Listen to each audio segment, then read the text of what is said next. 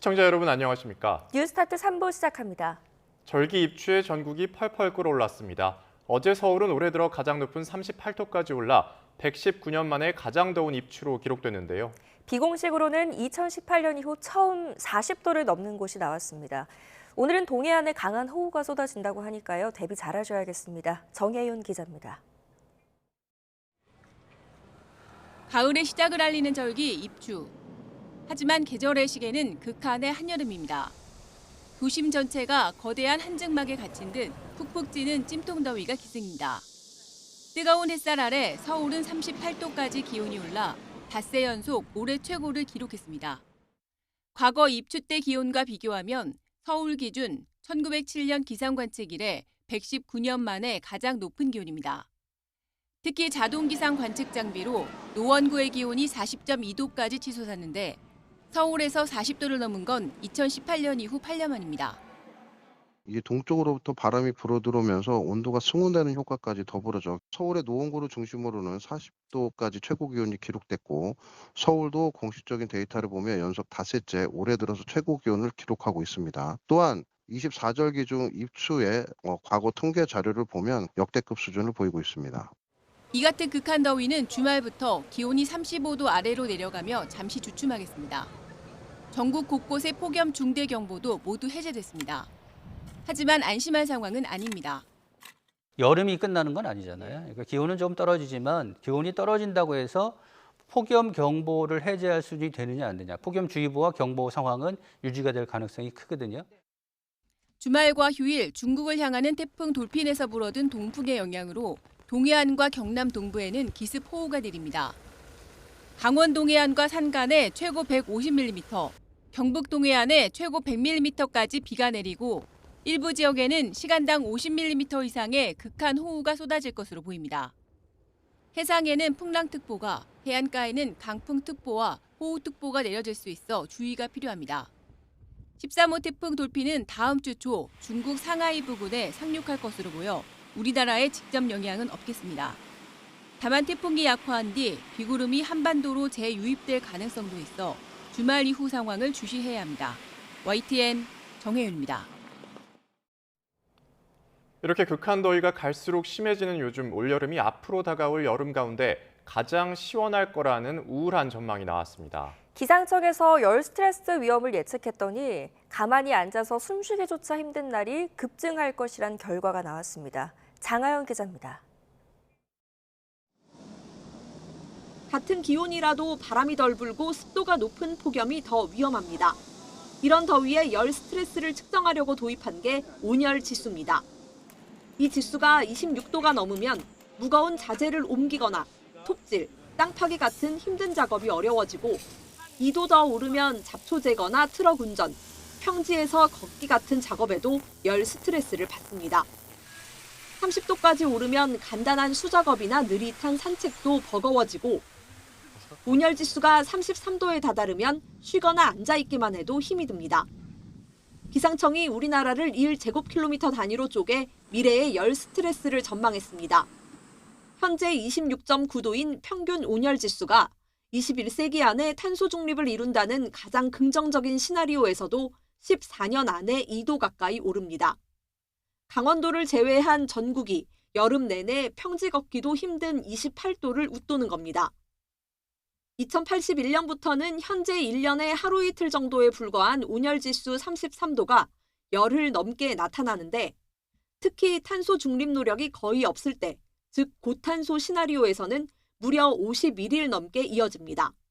1.8일 정도는 견디고 넘어갈 수 있는데 만약 51일이면 여름 내내인데 견딜 수가 없죠. 폭염으로 인한 초과 사망의 대부분은 열사병 단독이 아니라 기저질환 악화로 나타나게 되는데 낮에 이렇게 부담이 쌓이면 밤에 푸는 일이 불가능해져서 선풍기가 의미 없어지는 폭염이 현실화하면서 에어컨 가동을 복지가 아닌 보건의 문제로 접근해야 한다는 지적까지 나옵니다.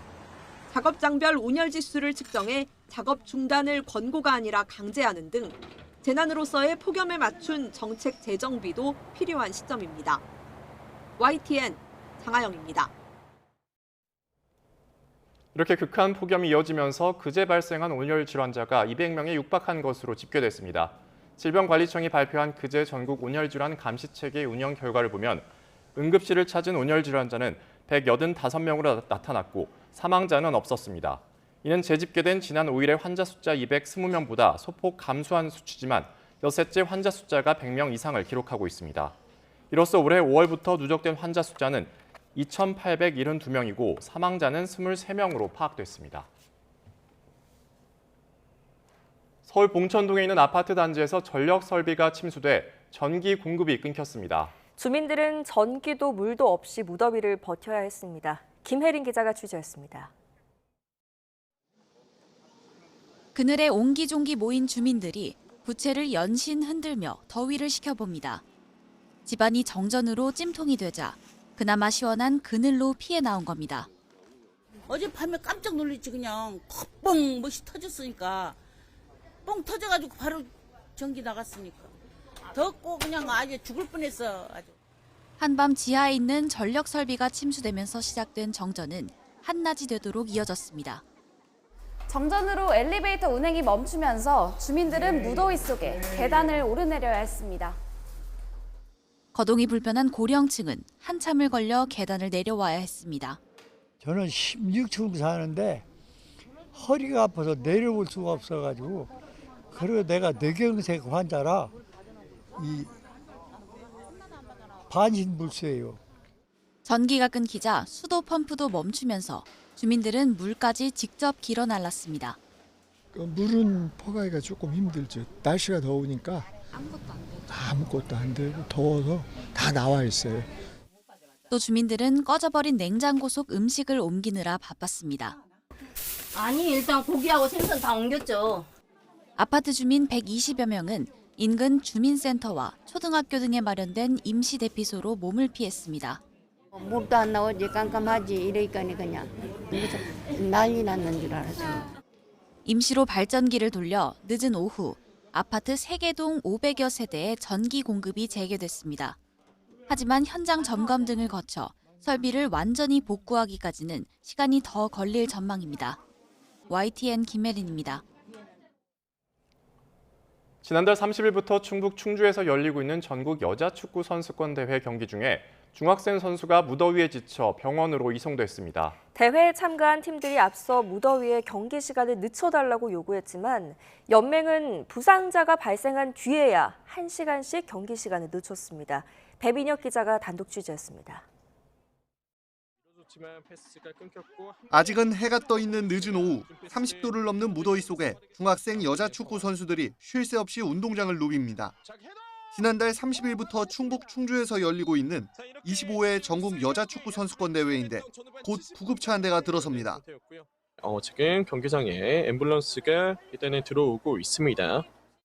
오후 5시 반부터 시작된 축구 경기 직후 중학생 선수 한 명이 탈수 증세를 보여 병원으로 이송된 겁니다. 다행히 치료를 받고 복귀했지만 해당 선수를 포함해 지금까지 이번 대회에서 3명의 온열 질환자가 발생한 것으로 파악됐습니다. 결국 대회를 주관하는 한국여자축구연맹은 이날 경기가 종료된 이후 1시간씩 경기 시작 시각을 늦추기로 했습니다. 대회에 참가한 팀의 감독들은 앞서 경기 시간을 늦춰달라고 요구해왔지만 사실상 연맹이 묵살했다고 주장합니다. 한 참가팀 감독은 프로야구 경기도 취소되는 무더위 상황에서 경기 시각을 선제적으로 미뤘다면 선수 보호에 더 도움이 됐을 거라는 아쉬움이 있다고 전했습니다. 연맹 측은 이에 대해 감독들의 경기 지연 요구가 있었던 것은 맞지만 앞서 학생들의 경기가 늦게 끝난 것에 대한 불만이 제기되기도 했다며 쉽게 결정할 수 있었던 상황은 아니라고 설명했습니다. 그러면서 현장 감독관과 연맹 직원들이 대회 현장에서 계속 폭염 관련 상황을 주시하고 있었고 이에 따라 경기 시각을 늦추기로 한 것이라고 덧붙였습니다. 연일 이어지는 무더위에 어린 선수들을 보호하기 위한 조치가 더 적극적으로 이뤄져야 한다는 지적이 나옵니다. YTN 배민혁입니다. 더불어민주당은 차기 당 지도부를 선출하는 8.17 전당대회 제주 인천 지역 전국 순회 경선을 오늘 진행합니다. 오전 10시에는 제주, 오후 4시에 인천에서 합동 연설회가 열리고 이어 오후 6시쯤 두 지역의 권리당원 투표 결과를 발표할 예정입니다. 지난주에는 충청권과 부산, 울산, 경남 순회 경선 결과가 발표됐는데 정청래 후보와 김민석 후보가 0.99%포인트 차이 박빙으로 집계됐습니다. 더불어민주당 8.17 전당대회 후반전에 접어들면서 주자들 간의 신경전이 갈수록 격해지고 있습니다. 권리 당원이 몰린 호남 경선을 앞두고 공세 수위가 한층 높아지고 있는 건데 전당대회 이후를 걱정하는 목소리도 커지고 있습니다. 백종규 기자가 보도합니다. 순회 경선 시작부터 당권 주자들은 서로의 약점을 콕 집어 상대를 견제했습니다. 명청대전의 연장전은 민주당의 지역이고 그 지역문을 닫아야 합니다. 2002년 노무현을 배신하고 정몽준에게 날아간 그것이 죄악의 자기 정치 아니겠습니까? 이재명 정부의 저주를 퍼붓는 유시민에게 침묵하는 이런 당대표가 필요합니까? 격한 표현이 담긴 선 넘은 공방도 이어졌습니다.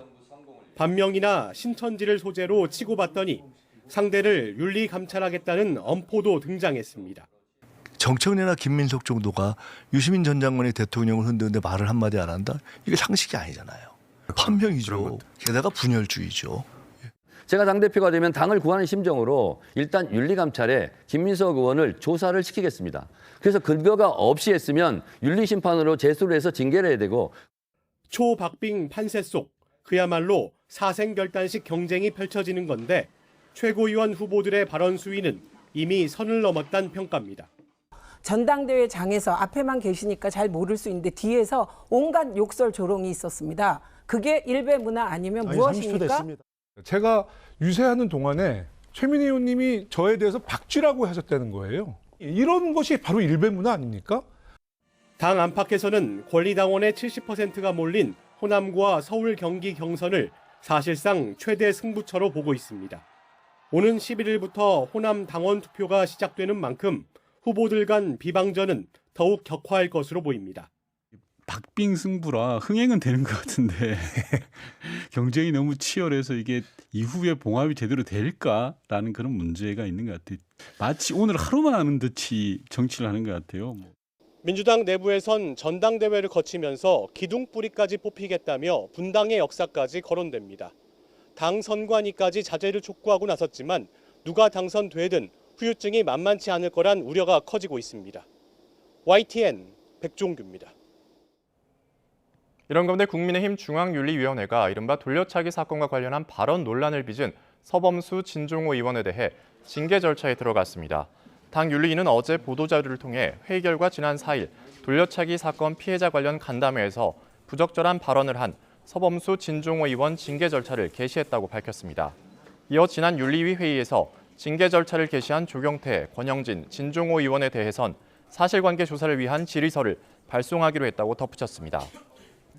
이런 가운데 윤리위 징계 기준과 운영 방식에 문제를 제기했던 우종환 부위원장과 황경성 위원은 성명서를 내고 윤리위 내용에 책임지겠다는 차원에서 사퇴하겠다고 밝혔습니다. 오세훈 서울시장이 최근 김영범 대통령실 정책실장을 만나 주택 공급을 늘리기 위해 정비사업 규제를 풀어야 한다며 보고서를 전달한 것으로 확인됐습니다.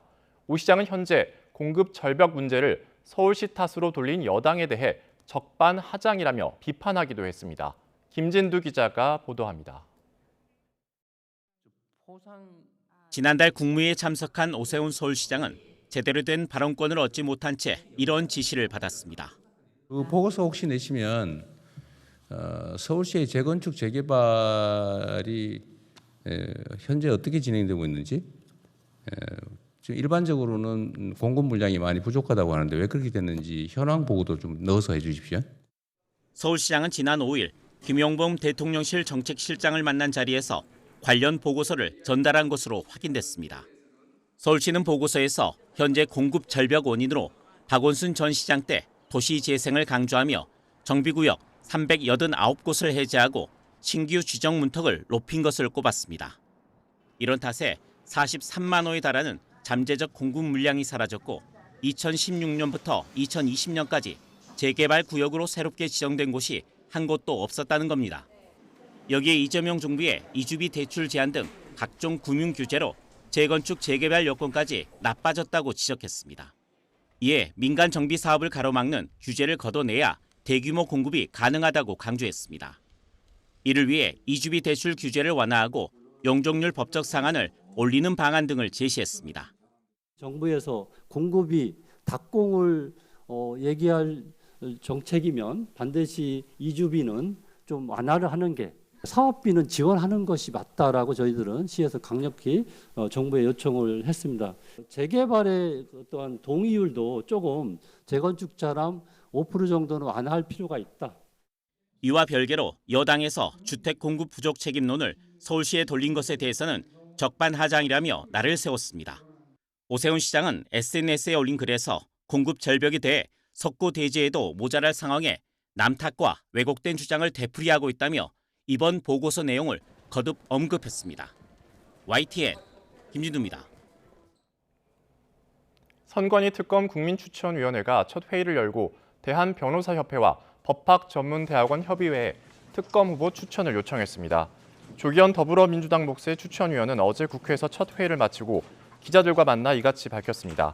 이어 다스안의 특검 후보를 3명씩 모두 6명을 추천받고 이후 3일 안에 대통령에게 추천할 후보 2명을 결정할 예정이라고 설명했습니다.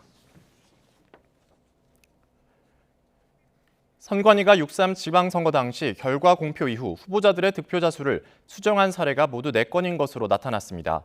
국민의힘 김은혜 의원이 어제 중앙선관위로부터 제출받은 자료를 보면 전북 전주 완산구와 경기 시흥 신현동, 연선동, 그리고 경북 인천에서 득표수를 사후에 수정한 거로 파악됐습니다. 구체적으로는 지난 6월 19일 전북 전주 완산구 교육감 선거가 치러진 중화산 1동 제1투표소에 있는 이남호 후보자 득표수를 400표에서 462표로, 천호성 후보자의 득표수를 554표에서 597표로 각각 수정했습니다. 다음 소식입니다. 중동 정세 불안으로 국내 정유업계는 호주와 남미 등 비중동 지역으로 원유 수입선을 넓히고 있습니다. 이번엔 민간 기업이 해외 자원 개발로 확보한 초경질유가 국내에 처음으로 도입되면서 공급망 안정에도 도움이 될 것으로 보입니다. 손유정 기자입니다. 11만 톤급 유조선이 인천항으로 들어옵니다. 호주에서 초경질유 30만 배럴을 싣고 열흘 만에 도착한 선박입니다. 초경질유는 천연가스를 생산할 때 함께 나오는 가벼운 액체 형태의 원유로 컨덴세이트라고도 불립니다. 플라스틱과 합성 섬유의 기초 원료인 나프타 함량이 높아 석유화학 제품과 휘발유, 항공유 등 다양한 석유 제품 생산에 활용됩니다. 이번에 도입된 호주산 초경질유는 12시간의 하역 작업을 거쳐 나프타와 항공유, 경유 등으로 정제될 예정입니다. 이를 통해 원유 수입선 다변화와 국내 나프타 수급에 도움이 될 전망입니다. 이번 물량은 SK이노베이션 ENS가 호주 바로사 가스전 개발 단계부터 참여해 확보한 자원입니다. 민간 기업이 해외 자원 개발을 통해 확보한 원유의 일종인 초경질유를 국내에 들어오는 건 이번이 최초 사례로 대한민국의 에너지 안보에 도움이 될 것으로 생각합니다. 특히 호주는 운송기간이 중동 노선의 4분의 1 수준으로 짧아 물류비 절감 효과도 기대됩니다. 중동 전쟁 이후 국내 정유업계는 호주와 남미 등 비중동 지역으로 원유 도입을 확대하고 있습니다. 이 같은 노력으로 중동산 원유 비중은 전쟁 전보다 10%포인트 낮아졌지만 여전히 전체 수입의 60%가량을 차지하고 있습니다. 정부도 원유 수급 상황을 점검하며 에너지 공급망 다변화에 속도를 내고 있습니다. 원유와 가스는 중동산 비중 축소 등 도입 국가와 도입 노선을 다변화하고 비축을 확대해 나가겠습니다. 다만 비중동산 원유는 아직 시험 도입 단계인 경우가 많고 운송, 정제 비용도 상대적으로 높은 만큼 정책적 지원이 뒷받침돼야 한다는 지적이 나옵니다. YTN 손유정입니다. 이슬람권의 핵심적인 국가들인 사우디아라비아와 파키스탄, 튀르키예가 공동 방위 조약을 체결했습니다. 이란에 맞서고 이스라엘을 견제하기 위한 움직임으로 풀이되는데 이란은 즉각 비판했습니다. 런던 조수연 특파원입니다. 사우디아라비아와 파키스탄, 튀르키예 정상이 사우디 메카에서 만나 일명 메카 공동방위조약을 체결했습니다. 3국 중 어느 국가에 대한 무력 공격도 전체에 대한 공격으로 간주한다는 게 핵심 내용입니다. 이들은 중동과 전 세계 평화, 안보, 안정을 증진하는 게 목적이라고 밝혔습니다. 특히 군사적 축이나 종파적 블록을 구축하려는 시도가 아니라며 핵 야망이나 군비 경쟁과도 무관하다고 강조했습니다. 또 특정 국가를 겨냥하지 않는다고 선을 그으며 3국의 공동 안보와 집단 억지력을 강화하는 데 초점이 맞춰졌다고 설명했습니다.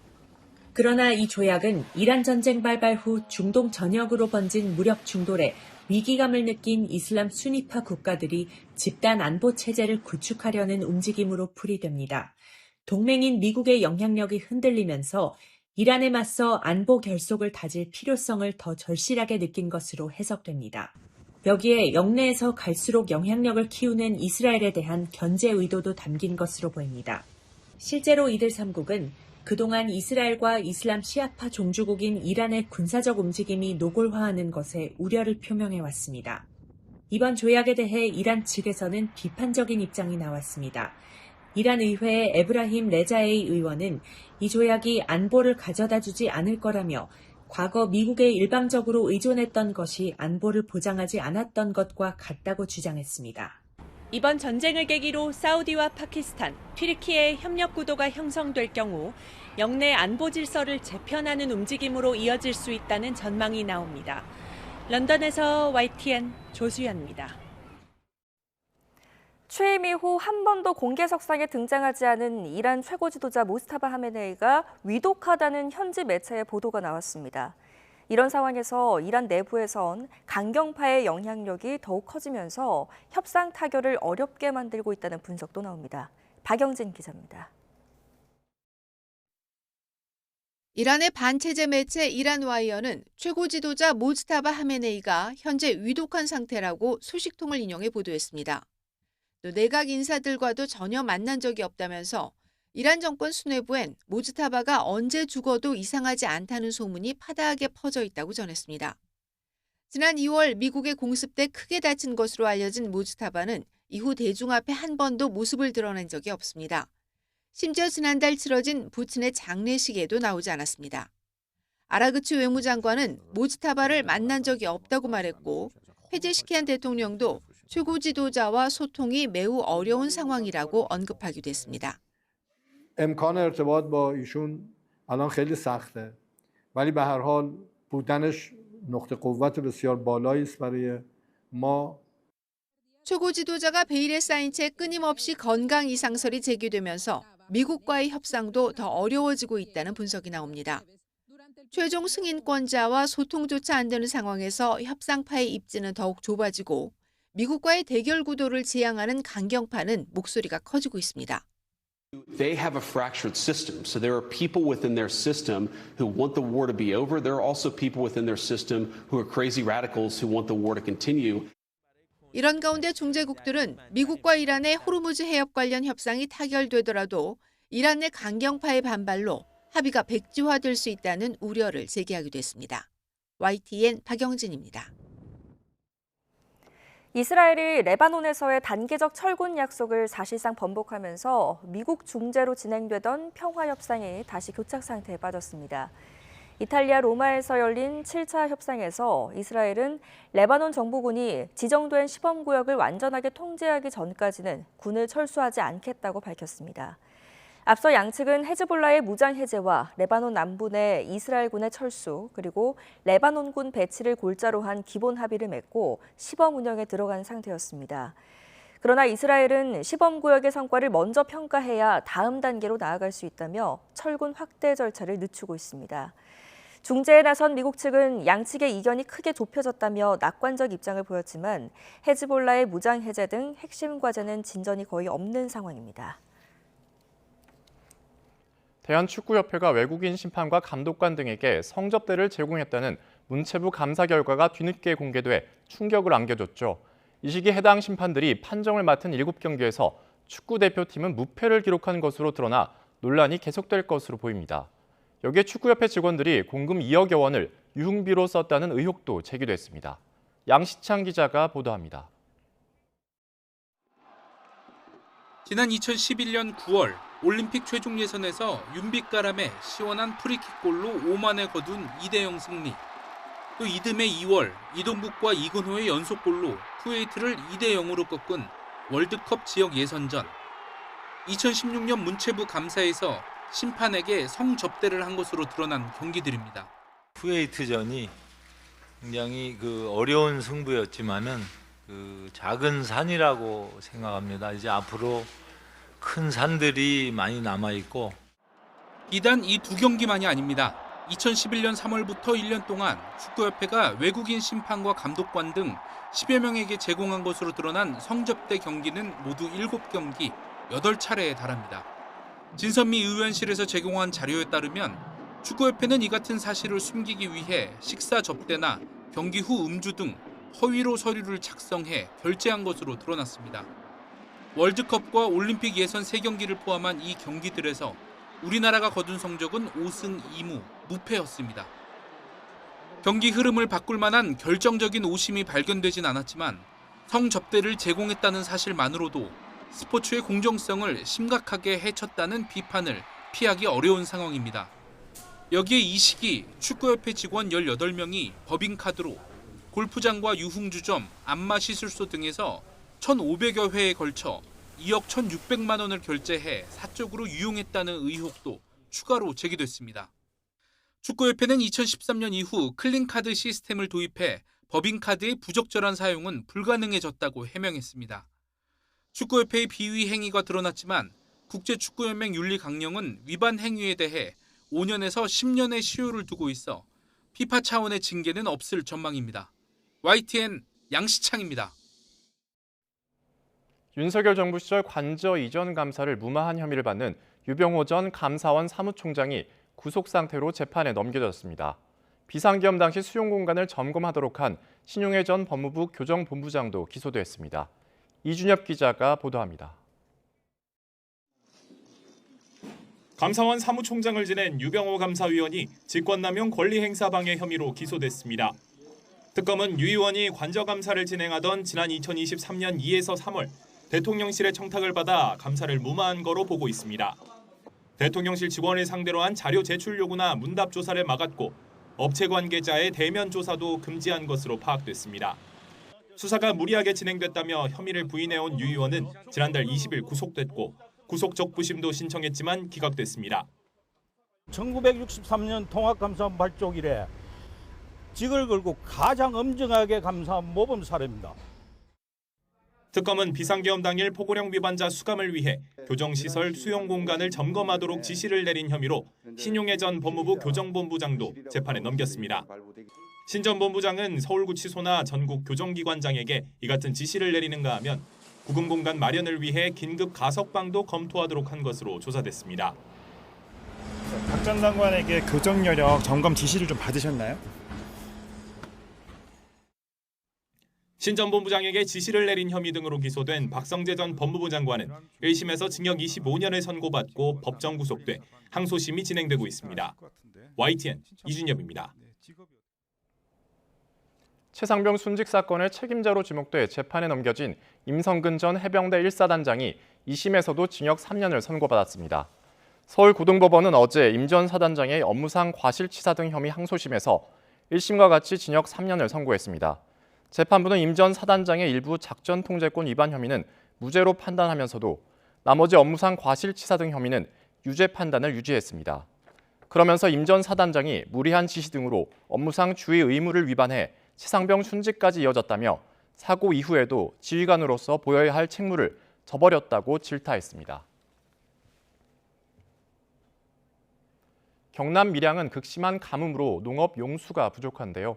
이런 논에 물을 대고자 산림당국이 산불 진화 차량을 지원하기도 했는데 지자체는 예정된 물축제를 강행해 논란이 일고 있습니다. 임영준 기자가 보도합니다. 공중을 가른 세찬 물줄기가 별을 적십니다. 물을 뿜은 건 산불 진화 차량의 방사포. 저수지가 바닥을 드러낼 정도로 심각한 가뭄을 겪는 경남 밀양에 농업용수를 공급하는 모습입니다. 산림청은 산불 진화 차량 22대를 투입해 하루 최대 물 500톤가량을 공급합니다. 산불 열기 속에서 화마와 악전 고토했던 진화 대원들은 이제 여름 열기 속에서 가뭄과 싸웁니다. 산불 진화 차량을 이용해서 대대적으로 이렇게 농가에 급수식으로 하는 것은 아마 처음일 거라고 생각합니다. 이 뜨거운 태양볕 아래서 정말 열심히 급수 지원을 하고 있습니다. 같은 날 밀양 도심 강변에 마련된 물놀이장. 일요일까지 열리는 지역 물축제가 한창입니다. 더위를 식히는 시민들은 즐겁겠지만 심각한 가뭄이 이어지고 있어서 물을 쓰는 행사를 바라보는 시선은 곱지 않습니다. 가뭄이 너무 심한데 물축제를 하는 것이 조금 좀 마음적으로 안 편하네요. 그래서 조금 자중해 줬으면 좋겠습니다. 행정기관에 농민들한테 좀 관심을 많이 가지시고. 가뭄 속에서 축제를 강행한 밀양시는 지역경제 활성화 등을 고려했다는 입장입니다. 다만 축제 기간 물 사용량을 줄였고 물을 많이 쓰는 일부 프로그램을 취소했다고 밝혔습니다. 고심 끝에 축제를 취소를 하는 것보다는 조금 물을 절약할 수 있는 절수형 축제로 개최를 하는 게 더 바람직하다라는, 앞으로도 이 물을 더 활용할 수 있는 방법을 남은 기간 동안에 조금 더 찾아보도록 그렇게 하겠습니다. 가뭄 여파로 농업용수 제한 급수까지 이루어지고 있는 밀양. 한 지역에서 가뭄과 물놀이 축제가 동시에 벌어지는 어색한 광경이 연출되고 있습니다. YTN 명진입니다. 다음 소식입니다. 타이완에선 중국군의 침공을 격퇴하는 연례 실전 훈련이 한창입니다. 라이칭더 총통도 참수작전 대비 연습에 동참하고 왕복 6차선 교량을 폐쇄하기도 했습니다. 베이징 강정규 특파원입니다. 철모와 방탄복 차림의 라이칭더 총통이 허리를 숙여 장갑차에 오릅니다. 경호 행렬이 밤길을 달려 도착한 곳은 전시 지휘소가 차려지는 헝산 지하 벙커. 연례 한광훈련의 일환으로 중국의 참수작전 시도에 대비해 핵심 요인을 호송하는 완진 연습입니다. 8月5日至14日实施汉光实兵演习，采连续状况模式磨练部队于实战环境下的应处能力。 이튿날 라이 총통은 초계함에 올라 훈련을 참관하고 요충지인 타이베이항을 시찰했습니다. 그 주변에 건설된 단장대교에선 처음으로 왕복 6차선 폐쇄 훈련이 펼쳐졌습니다. 지난 5월 개통 이후 교통이 편리해졌지만 적군에게도 지름길이 될 수 있는 곳입니다. 所以如果共军在这边主力登陆成功，又控制了台北港跟桃园机场，就会变成他后续进攻台北市一个最重要的登陆基地。 수도 타이베이 시내엔 텐궁3 요격 미사일이 배치됐고 예비군 2만 명 동원 훈련도 벌어졌습니다. 타이완의 제2도시 남부 가오슝에선 전시 대비 인터넷 통신 차단 훈련도 진행됐습니다. 중국의 침공에 대비하는 건 좋다지만 일각에선 지나친 안보몰이에 대한 우려도 나옵니다. 很有可能发生战争的一个地区，越是这样的情况，越需要更多的演练啊。1年1度我是觉得 OK， 但是不要做得太多。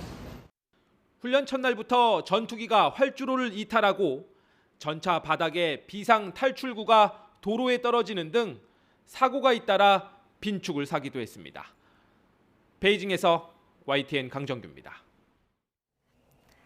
네, 발트해를 건넌 폴란드의 한 사나이 이야기 며칠 전에 보도해드렸는데요. 수많은 역경의 순간에도 오직 전진하는 것만 생각했다며 당시 심경을 밝혔습니다. 신웅진 기자입니다. 지난달 31일 스웨덴 남부 코세비리아에서 출발해 이틀 뒤인 2일 폴란드 북서부 지브누프까지 56시간 동안 무려 160km 거리의 발트해를 최초로 건너는 새로운 역사를 썼습니다. 주인공은 30살의 폴란드 수영선수 바르토미에이 쿠코프스키입니다. 종단 성공 직후엔 너무 지쳐서 밝히지 못했던 소감을 뒤늦게 전했습니다. Czyli mamy ten taki negatywny głos, który mówi: nie dasz rady, poddaj się, idź do domu, połóż się na łódkę, odpocznij, to nie ma sensu.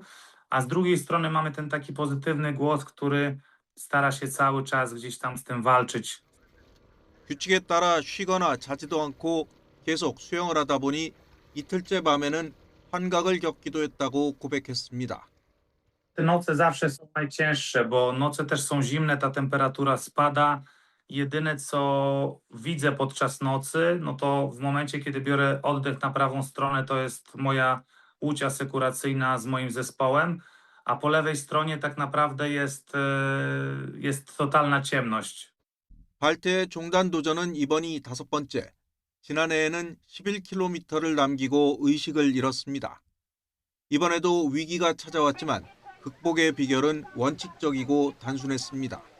Pomimo tych wątpliwości, pomimo tych głosów, pomimo tych słabszych takich momentów kryzysowych, to cały czas płynąłem do przodu, cały czas wiedziałem, że muszę się skupić tylko na tym, żeby robić kolejny krok, kolejny ruch do przodu i to jest jedyna rzecz, która może mnie przybliżyć do mety.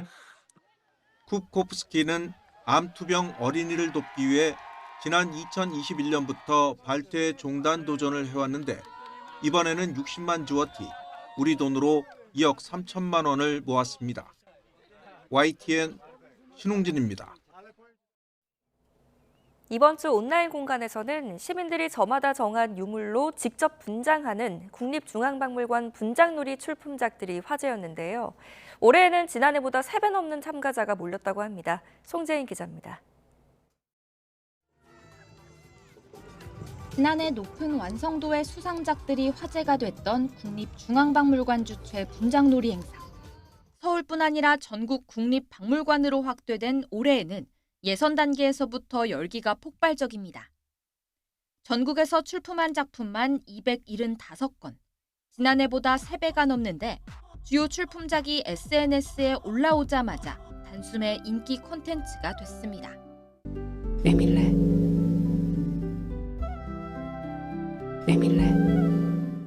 사람 크기의 청자 어룡 모양 주전자를 만들기 위해 20일을 쏟을 정도로 쉽지 않은 직조 작업이었지만 일상에서 드물게 찾아온 즐거운 행사에 참여하는 재미도 또 우리 유물을 알린다는 의미도 컸습니다. 인생에 조금 재밌는 콘텐츠에 목말라 있던 차에 분장놀이 공지가 떠서 반갑기도 하고 유명한 국보인데 사실 사람들이 그렇게 국보로 잘 알지 못하는 청자인 것 같더라고요. 다양한 유물을 알리는 걸 넘어 우리 역사를 되짚는 계기로도 삼았습니다. 일제가 반출했다가 미군정이 환수한 국세가 뚜벅뚜벅 제 발로 우리 곁에 돌아오는 모습을 담았습니다. 올라가게 되면은 이제 한 명은 고종 분장을 하고 한 명은 신하 분장을 할 예정입니다. 국세가 이제 걸어서 고국으로 직접 돌아오는 퍼포먼스를 기획 중입니다. 주최하는 박물관으로선 더없이 반가운 현상입니다. 한국의 맷갈라 같은 것이다라는 댓글을 좀 써주신 분들이 계셨어요. 소중한 문화유산을 알릴 수 있는 그런 홍보의 계기가 되지 않을까. 올해 분장놀이는 다음 주 진출작 발표를 시작으로 전국 권역별 본선 심사를 거쳐 다음 달 19일 최종 결선이 열립니다. YTN 송재인입니다.